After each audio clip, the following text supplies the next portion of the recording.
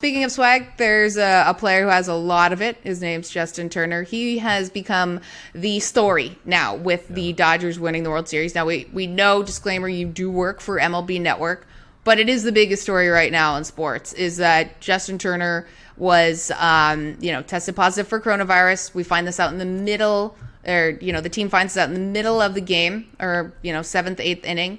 He's pulled and then, comes out and celebrates with his teammates. What do you make of how this has been handled?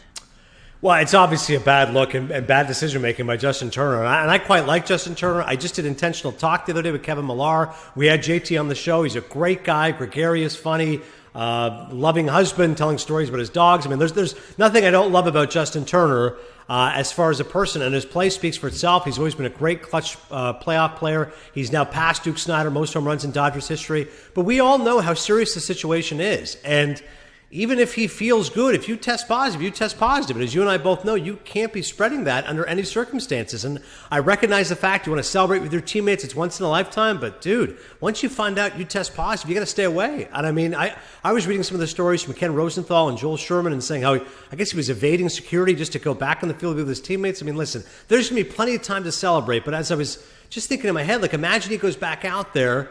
He spread back to David Amber again. Second David Amber shout out. He tweeted, he goes, "This is 2020 in a nutshell." There's a picture of Justin Turner kissing his wife. And I'm like, oh my God, like, you have COVID-19. What are you doing? Like, you can't do that. You got to be smarter. And even if you think you're infallible and you're not going to be hurt by it, as you and I both know, you could spread to somebody who is vulnerable. It's highly contagious. There's no vaccine. I just think that's really bad decision making from a guy I like quite a bit.